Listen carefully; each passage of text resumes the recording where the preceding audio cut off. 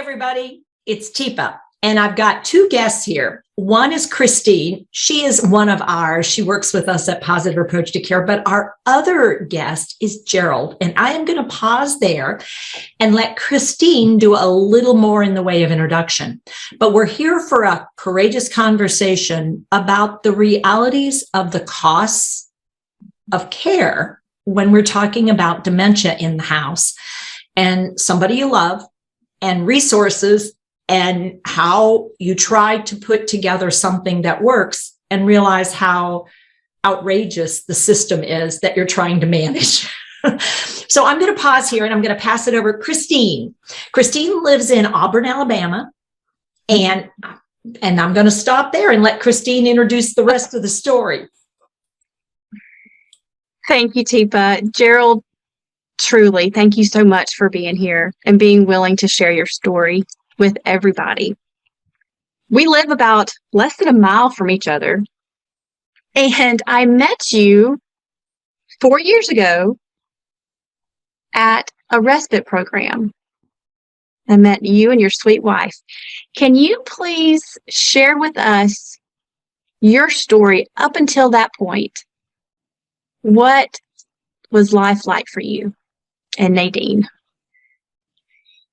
Well, the story starts in 2012 when Nadine was diagnosed with Alzheimer's. But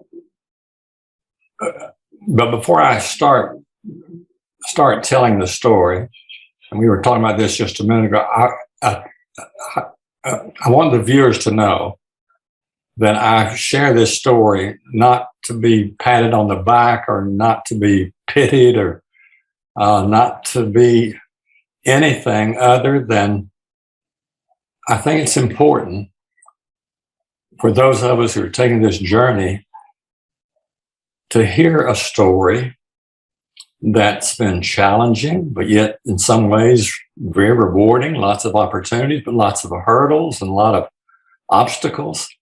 But I tell the story to just looking down the road for those of you who, and perhaps many of you are already facing this, and if you haven't, you probably will face it. So I simply want to tell my story to help in that process of preparing and understanding, and even though it's been hard and difficult and challenging, it has its good sides, but it's doable. We have this God-given ability to adapt to whatever the situation is. But in adapting, it takes some gymnastic level work, Olympic level, to sometimes get it done. So that's the story I want to tell. And let me begin.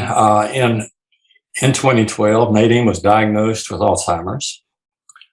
And at that time, Dr. David Gelmacher at the Memory Center up at UAB, and I've known David back and forth, and his recommendation was to get Nadine involved in some kind of active program, social, physical exercise, mental exercise, challenging. Well, there was no such program, or at least here, that we could find of ever senior citizen centers, but that's not what this is about. It's not a senior citizen program. It's a different program. Well, unbeknownst to me, in 2012, at the First United Methodist Church in Montgomery, a respite program was being started. And Daphne Johnston was challenged by her minister to start a program, started with, I think, 2 people. And that started in 2012, the same year that my wife, Nadine, was diagnosed with Alzheimer's. And but I didn't learn about the program. In fact, the program was in its infancy, but I learned about it in 2014. And I called, and this lovely lady said, I had all sorts of questions. She said, just come and visit. So we went down, and Montgomery is about 50, 60 miles from Auburn. Went down and we visited, and for 2 years, 2 days a week, Nadine and I drove to Montgomery to participate in the respite program from 10 until 2. I was a volunteer. And Nadine was a participant, although even when I left, and this is true, the program is so set up, you can't tell who the participants and who the volunteers are. And I know when I left, some folks were still wondering if I was a volunteer or if I was actually a participant. But we participated in that program from 2014 to 2016. And I am convinced, Dr. David Geldmacher is convinced, that this kind of program, mental exercise, is just the social relation. It doesn't matter what you do, it's just the activity, is more powerful in restraining the development of memory loss and Alzheimer's, any form of dementia. It's more powerful than any drug on the market. Now that's a heck of a statement. So the first point I'd like to make, if you have somebody, get them involved in this kind of program, it works. It truly works. Well, in 2016, we established our own program in Auburn, housed at Auburn United Methodist Church. And we had a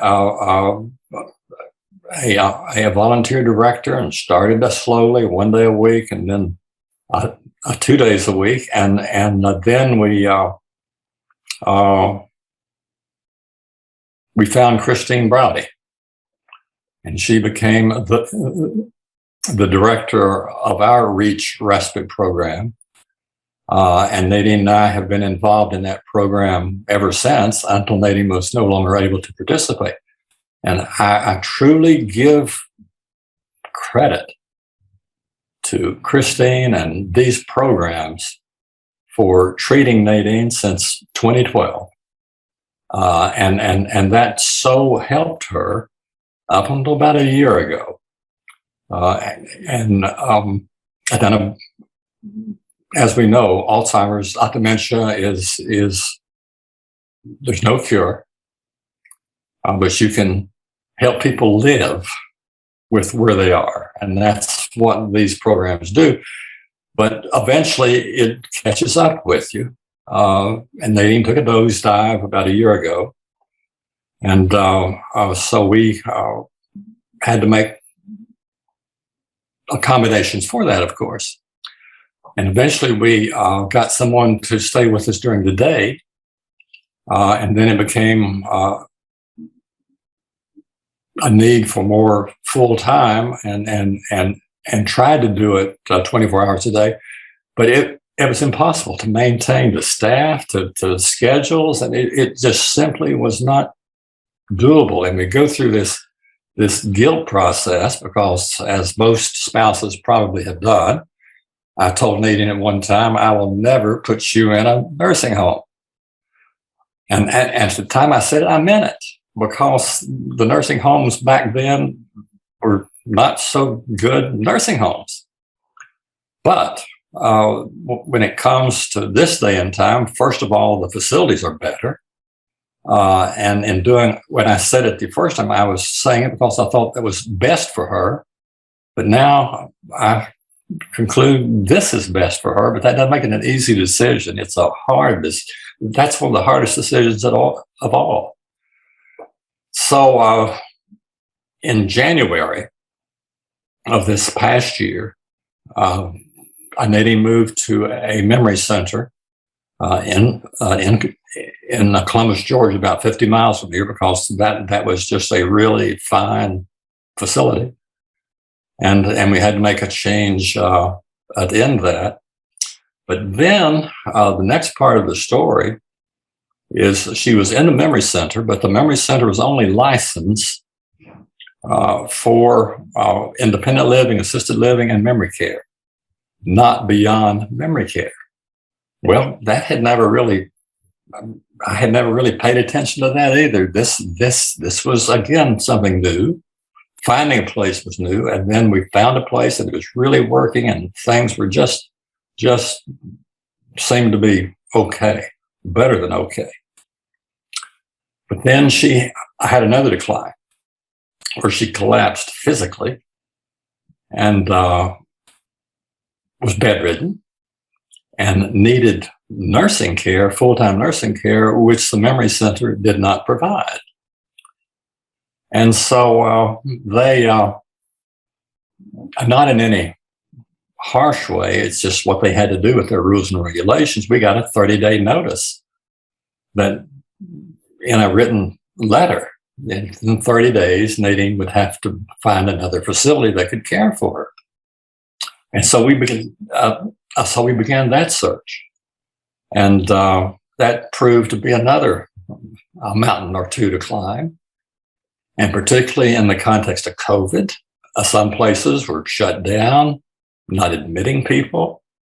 And it was not until the 27th day of that 30-day notice that we finally got this all resolved. And I say resolved, and I really wanted to do this from the start, and that was to bring her home.